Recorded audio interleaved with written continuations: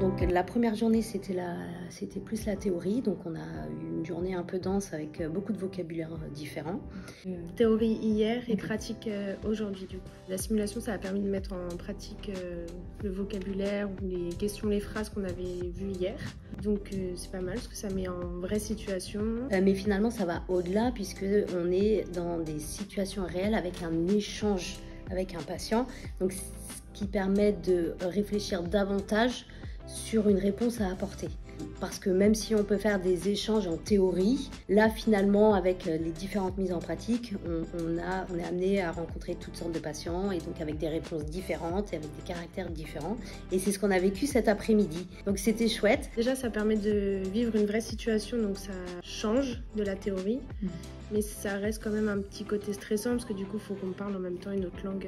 Ce matin, c'est vrai qu'en arrivant, moi, j'ai été un peu stressée en me disant c'est les simulations aujourd'hui, mais comment ça va se dérouler? Mais je ne saurais pas me débrouiller, je ne saurais pas aligner un mot.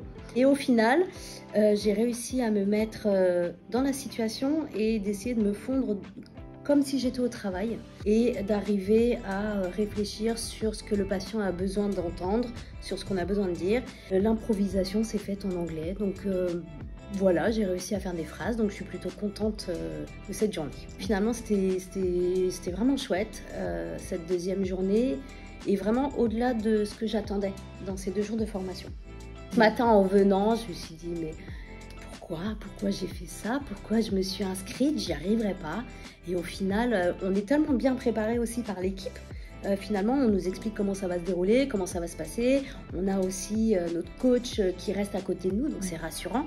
Et puis finalement, on se retrouve à aller au-delà de ce qu'on pensait pouvoir faire. Et puis ça permet de ne pas rester bloqué sur une phrase ou sur un mot. Elle nous souffle le mot et puis finalement, on repart sans être déstabilisé. Ça apporte du vocabulaire, ça permet aussi du coup, avec la théorie qu'on a fait et la pratique aujourd'hui, d'avoir vécu du coup une situation qu'on peut vivre aussi à l'hôpital. C'est vraiment démystifier la prise en charge du patient en anglais.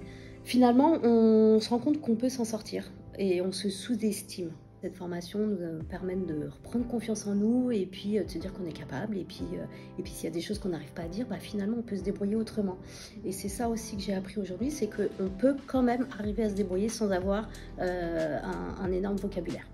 Même si c'est stressant, tout ça, c'est parlant du coup de mettre en pratique et de vraiment faire les choses avec des petites fiches de triche, oui, mais avec des petits mémos. Et donc après, à nous d'utiliser cette formation. Du coup, l'objectif est de créer des fiches qu'on mettra en place dans le service et qu'on pourra utiliser à n'importe quel moment.